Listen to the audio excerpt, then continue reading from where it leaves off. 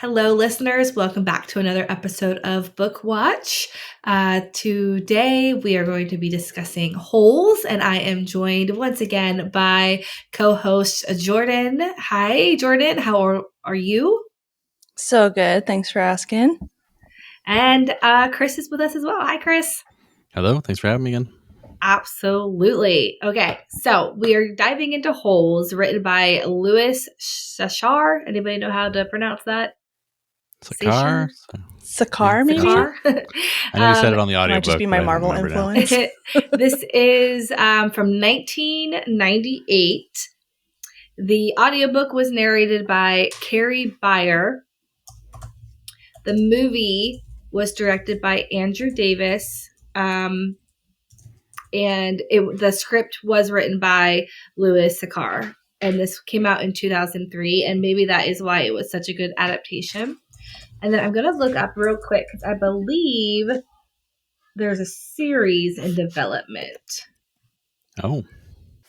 Yes, a Holes TV series is in development on Disney Plus with a pilot order based on the novel. This series is going to be a gender-swapped reimagining centering on a teenage girl instead of the original male lead. The pilot was ordered in January of 2025. And Alina Mankin is writing and executive producing, with Liz Fang serving as showrunner and executive producer. Well, that's interesting for sure. I hope Lewis is actually a part of the screenwriting of that one again. He did a lot of the work on the original movie after they failed with the original screenwriter to get the story they wanted. Yeah, I feel like this is a weird one to do a TV show about, especially because we already have an adaptation of the book, and we'll get into it more, but there was nothing really major that was left out. So I feel like a TV show is too long, too much time to try to fill in the gaps. So that's fair. It's a pretty short audiobook, pretty short book overall, meant for that younger age group. Yeah, it's only at 250 pages or something like that. So it's very short. So having that much time to fill, I'm curious what they will fill it with to get multiple hours. The audiobook is only 4.5 hours. Right. So I agree. And I wonder if I guess they said it is gender swapped because at the end of Holes, they talk about it becoming a girls' camp. I was thinking about that too. That could be an interesting way Maybe to take it was the story. A sequel. Yeah. But that's not what they're saying. No, it's not what they're saying. So I guess time will tell, and we'll have to cover it again when the show comes out. Yeah, definitely. Yeah. I'm excited to check it out, if nothing else. Yeah. Do you guys remember growing up with this, or how did you first hear about Holes? Yeah, I remember reading it in school. And I think it was one I would check out that I checked out from the library and took home. I was reading it at my grandparents or something one summer or something like that. I never actually had to read it in school, but I remember every time it came on Disney Channel, we would always stop whatever we were doing to watch it through because it really stuck with us. And I always remember I can fix that. That was such an iconic romance line in my head, even as a 10-year-old. I was yeah, that's what I need in my life at some point when I'm an adult. But similar to As You Wish. Yes. Yeah, exactly. Yeah.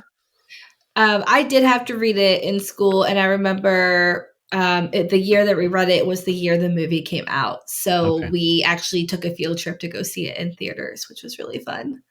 That's cool. That's fun. Yeah. Let's see. This came out in 2003, and I think Harry Potter came out in 2001. I was going to say this was my first page to screen, but I think Harry Potter was my first page to screen, actually. But yeah, this was very, very popular. I remember the music, the film, everything was quite a hit amongst the kids against the youth. So key themes, what do you think kind of the key themes that stick out to you guys are? It's definitely a lot of the being a good person is important even when you've got bad luck that is always plaguing you. By being a good person, he eventually came around, and he was able to break that curse on himself, even if it was there or not in the first place. That's a lot of it. I feel like being loyal, being able to push past those bad circumstances. Yeah, I think like being a good friend, like the camaraderie between the boys, like at the camp, like they all are stuck in this, hard, bad situation, and they could just be terrible to each other. But for the most part, like they choose to be kind and like support each other and look out for each other, even when they don't have to. So I really like that, like camaraderie and that friendship, like you were saying. More so in the book, I feel like the movie kind of made them more antagonistic to each other, but that still worked in the Yes. themes. Yeah. I noticed that too. Yeah. But I think for a movie, you kind of have to have that drama. Right. Yeah. Any other ones for you, Sarah? Yeah, I mean, I think you guys hit on the important ones. But I am always a fan of Fate and Destiny, and that kind of has a really key piece of this story from the the flashbacks that we get through to the ending of the book, and how, like you said, Absolutely. that curse is broken at the end. But yeah, I always really love watching the movie and watching the three different storylines coming together in that final climax moment. I was like, that's really great storytelling and really great writing for it to take all these different things. You're like, why am I learning about this and this? And then slowly, piece by piece, it comes together and you're like, oh my God, it makes sense. It's genius. It's such a good book, yes. And I was at the end of the audiobook, the author comes on and says 10 things that you might not have known about holes. And one of the things that he said was every book that he writes, he discovers a new kind of like obstacle of writing. And for this one, it was how, like, when you're digging the holes, like how to tell the story, because digging a hole all day, every day for months is going to get boring. And so he decided to do the flashbacks in that way. And so like you start digging a hole in the morning, you get your flashback. And then when you come back to Stanley, his hole is dug at the end of the day. And I thought that also translated really well to the film. And we'll kind of talk about that in the next episode when we get into the plot points. But yeah, I mean, this was a really good adaptation, and I'm excited to dive into the discussion. Absolutely. So this episode is, of course, our cast and whether or not we thought the movie was well casted or not. And we're kicking off with Stanley Yelnats the Fourth, played by the infamous Shia LaBeouf. And this one really put him on the map in some ways. I mean, Transformers was his big, like, breakout, like way too famous part, but this was his first real everybody knows your name now moment. Mm-hmm. But I think they did a good job with him. The book described him as heavier set and whatnot, but that would, as they talk about, I think in that same end credit thing of the audiobook, would have been problematic to make a kid gain a bunch of weight and then lose a bunch of weight or something like that for a film that's supposed to be filming over a short period of time. Mm-hmm. Yeah, I really liked him in this role. Like, he has that perfect amount of like awkwardness, but he still is like smart and capable at the same time. So I thought he did like the gangly teenager really well. Yes, and his kind of older brotherly affection towards Zero, I think, came through really nicely as well. Mm-hmm. Yeah. Next up, speaking of Zero, we have Hector Zero Zeroni, played by Cleo Thomas. He was so cute. So cute, yes. He's so precious. He is. He like same thing. Like the whole thing with Zero is that like he's smart. He just like is very reserved and like doesn't there's no gap between his cards and his chest. Like it is right here. Mm-hmm. And so him, like the performance that Cleo Thomas gives, like keeping, you can see his mind working, like through his facial expression and his eyes, like that there's stuff happening, but he like just keeps that stone face. Mm-hmm. As really, really great acting, especially from like a child actor. And has he really been in anything else? Like I I don't recognize the name really. Think so. In our document there, I added the links to the IMDb, and he's got some credits, but it looks like it's mostly TV stuff. He's got about 44 things he's been in. But yeah, he's not a big name these days. He looks so different. I'm looking up his IMDb now. I thought, the way that they cast, I mean, he was supposed to be like this street kid that was so he's going to be, willing to, fight when he needs to, willing, and skillful more so than some of these other prison kids. So I thought some of those moments where, he grabs the rock and you see that mindset going through his head that I can do something about this. And then he sets it back down and you let that tension go away from you. But it was kind of fun to feel the emotions going through his mindset. Okay, so moving on to, let's go to the warden, who is, of course, played by the wonderful Sigourney Weaver. Mm-hmm. There's a line in the book that really stuck out to me where Stanley's describing her, how she talks, and when she says like, excuse me, and it's like a teacher who is so angry that like she's not even yelling, she's just quiet. And she nails that every time she says. I think she does too. It's so scary when she says, excuse me, you're like, oh my God, what did I do? Did any of you guys ever have a teacher like that, or someone in your life like that? I try to be a teacher like that. Fair enough. What did you just say? I'm sorry, Miss Jordyn. Like, yeah, that's what I thought. Yeah, I was going to say, I don't know if a teacher, but I definitely say it to my kids all the time. And now I'm like, did I get that from her? Maybe. Is that where I learned this? Any other comments on Sigourney as the warden? I thought she was great. I think she nailed it. Yeah, she killed it. Okay, so what about our thoughts on well, let's do Mr. Surfer actually. So Jon Voight as Mr. Sir. He was really great. He was like really scary at some points and then really goofy at some points. And I think like for it being a movie geared towards kids, it was really important that he was able to strike that balance and not be too scary all the time. So when he needed to be really scary, he was. And when he could be a little bit goofy, he did. And I thought it was really good at balancing. Yeah, I think he encompassed that well. He's kind of pulls off the Hopper from Stranger Things a little bit with some of his performance. I was like, if they did that again, I'd put him in that one. But I think Jon Voight definitely had the ability to fill both those roles and be funny and serious and scary. Yeah, I don't think I have anything to add to that. I think you guys both nailed that.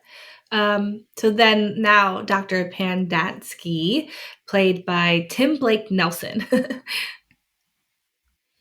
I only really know him as like as the villain in, or the character from the Hulk, and then the villain in the more recent Captain America, playing that leader role there. But I mean, he was interesting. He's trying to actually help the kids at times, I felt like, and you could feel that he cared a little bit, even though we know what his ultimate goal there was to be a part of that scheme to get rich here, and to hide out and whatnot. Yeah, he definitely took the lead as like comedic relief from the adult characters, which again I think is needed when you have so many serious things happening around throughout the story and all the different background scenes. Yeah, all those flashbacks and stuff. Yeah, you need somebody to kind of be like the goober and like somebody that's easy to point and be like, oh, haha, that guy. Yes, definitely.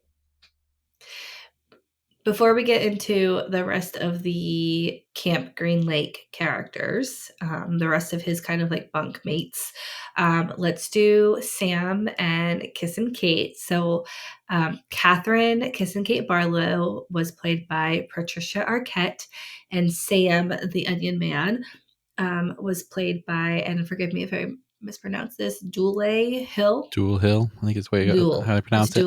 Okay, Dule Hill. I've been trying for years to figure out where I recognize Sam the Onion Man from.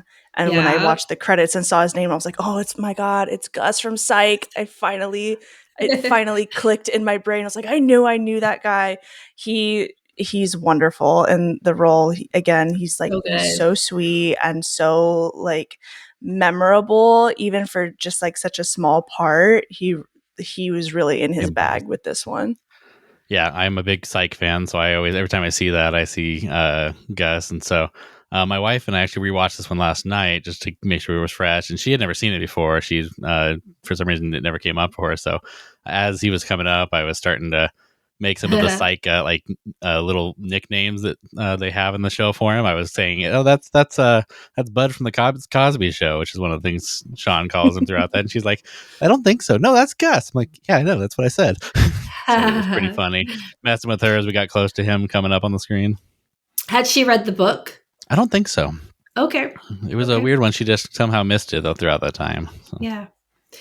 And what about Patricia as Kissing Kate? I thought she did a great job with it. I don't really know her, but I think she looked the part really well for what she needed to do there, and she embodied that outlaw pretty well. That was in the book. Yeah, being able to play both sides of like the sweet like teacher and like, you know, the romantic lead, and then all of a sudden being like this like women's badass outlaw, like going around shooting people and stuff. Like that is really cool. I imagine that would be hard to do as an actor, and she like totally nailed it. Yeah, that was a fun montage too, to see her transition from like you said, the sweet school teacher to the outlaw. Okay, now we can get into our bunk mates, and I'll just kind of list them all off. So X-Ray is played by Brendan Jefferson. Armpit is played by Byron Cotton. Zigzag is played by Max. Oh my gosh, I can't talk. Zigzag is played by Max Cash. Magnet is played by Miguel Castro. And Squid is played by Jake M. Smith. And we didn't write him in, but I just wanted to say that the guy that comes in at the end, Twitch is his name, right? I just thought he was adorable. Yeah, I almost added him, but I was like, these are the main guys that were in this. Yeah, and he was so like such a small little part, but yeah, he was super cute. Mm-hmm. So what did you guys think of the bunkmates? I think they accomplished the each role pretty well. I don't know that I would have cast any of them any different. They're not any names I know, but they were definitely kids that embody what they were supposed to there with the different elements of whole they were given to the story. Yeah, no notes. They did great. So any changes in these characters' arcs that you want to talk about? And I know that we'll talk about, the key plot points next week, but any changes? This was a pretty faithful adaptation, one of the best ones, I would say. But does anything stand out to you in these character stories?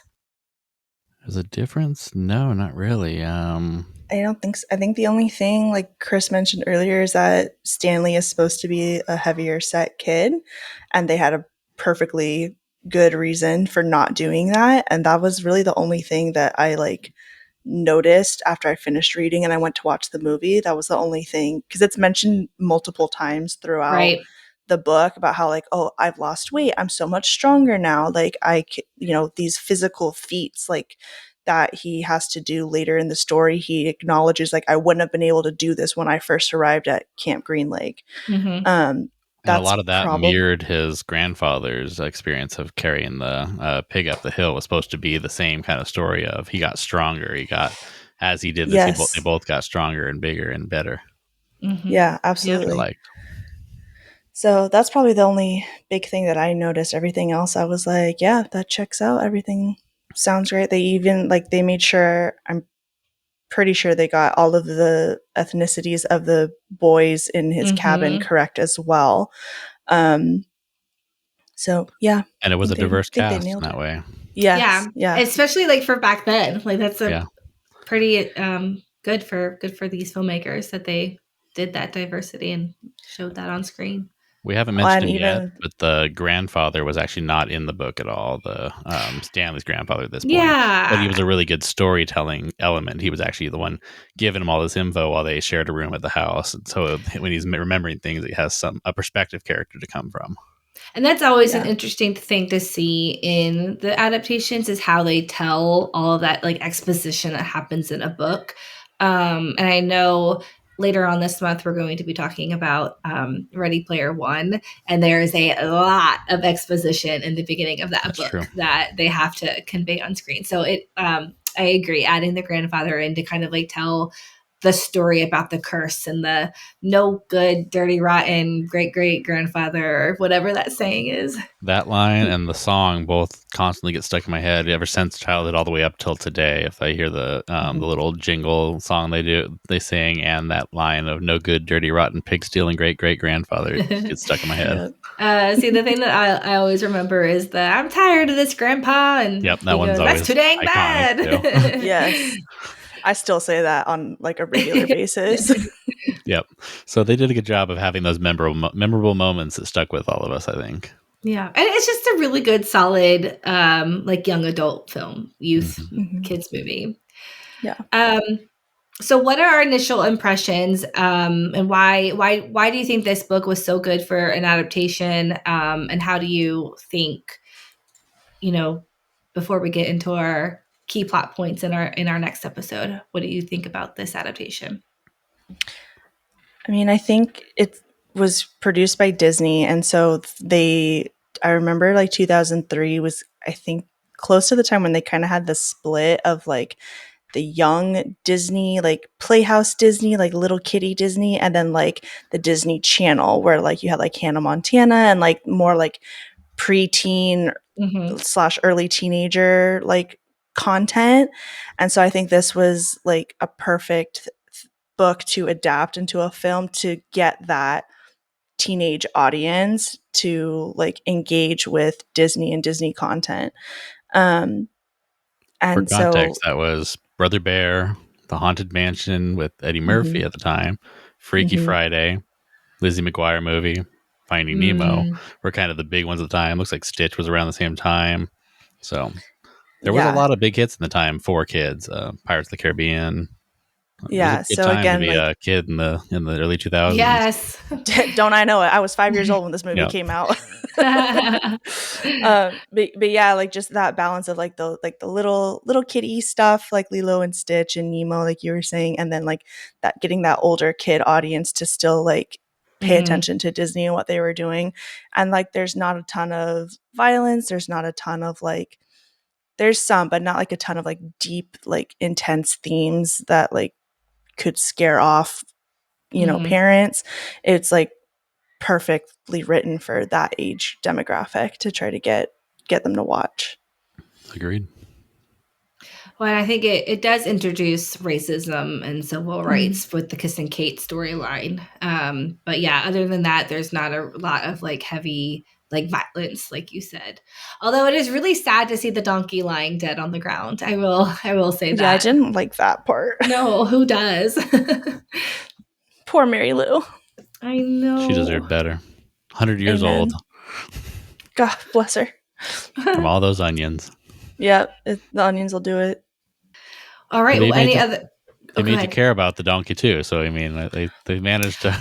They really did for having such little screen time compared to how much they talk about her in the book. But yeah, and again, it's very subtle.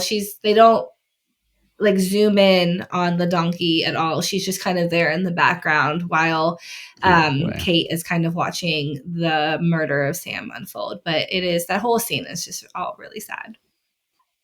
Yeah. But I felt it was a good introduction to that racism and the greed that goes into that kids see in their lives, but without being too overt. Just it was there in the background of a kid's story. Yeah. Yeah, it was a really good balance of like, hey, these things happen. They happened in our past. It's bad. It's wrong. You should never participate in things like that, but without being like too heavy-handed and like being like aggressive about it, I felt. And it was easy to understand, like, again, like as a kid, I don't know how old when I first saw this movie, but I was like able to understand what they were trying to tell me and what was happening without it, like, I don't know, it just made sense and it was easy to understand. Yeah, great.